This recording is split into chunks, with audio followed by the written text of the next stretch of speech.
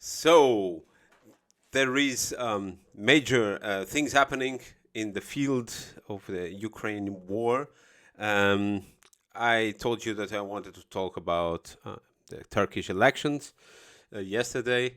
We will leave for another time, maybe for the next week when we know the second round. But the most important things are happening on the Ukrainian war. Two things, two different directions, completely opposite. Zelensky was in Rome, as we told. He was in Berlin and he was in Aachen, ex-La Chapelle, to receive that prize, Cardinal Magn prize. And then he flew to Paris last night and he met even with the prime minister and with the president Macron. Macron has promised him more weapons, more money, but again, like the Germans, no Rafale or the other ones, the airplanes, the French airplanes. I don't remember the name. Not for this time, at least. And he said, as the Germans say, we will stand with you whenever you need. The time that you will need, we will support you, but no airplanes. But he flew again to London, so he was in all of those capitals in Europe, the capitals that really count. And Sunak has promised him a lot of more weapons, a lot of more money for the war against the Russians, and drones with long range drones of 200 kilometers range. This is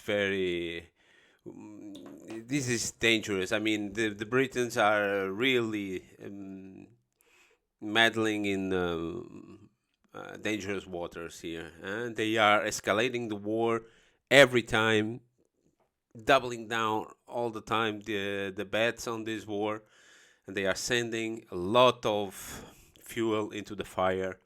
They are really, really, really risking a very unpredictable response from the Russians sometime. I don't see this is nothing good. Nothing good.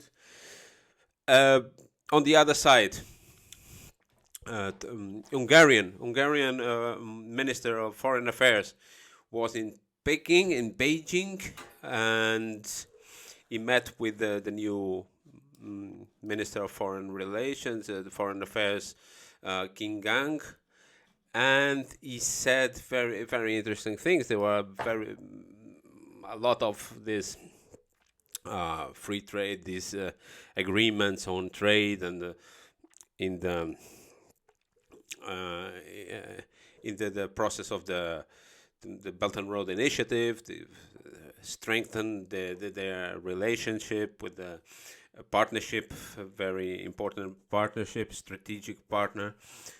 And in what the with the war concerns, Hungarian minister Peter Szijjártó, excuse me, my Hungarian, I don't know how do you spell this, but let's say it's Szijjártó.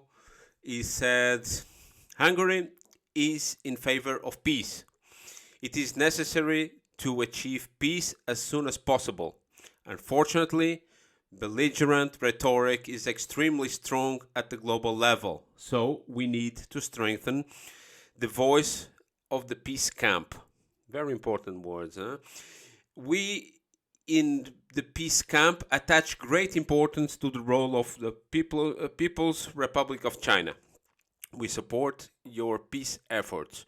We are grateful to you for your peace plan and hope that it will be the basis for discussion on how to achieve peace in our region, said Szijjártó.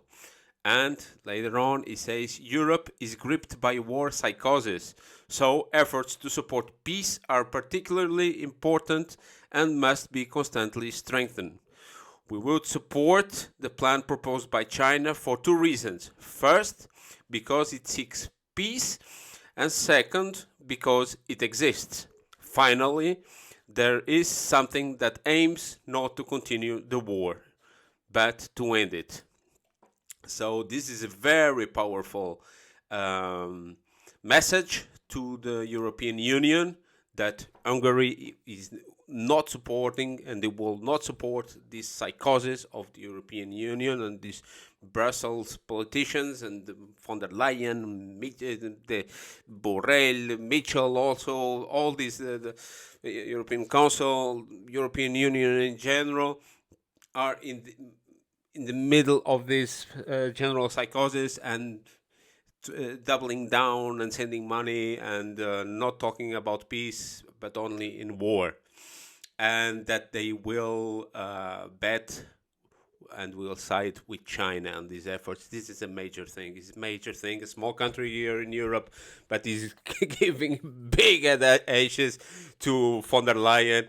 What will happen now? I'm asking.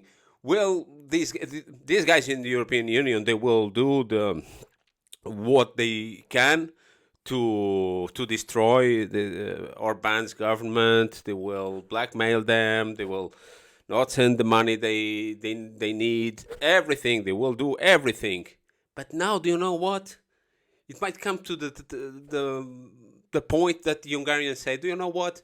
We leave that. We leave that thing, that European Union thing, because we can stand alone with our partners in the Serbia and with these things with China, these plans with China, with with the Turks.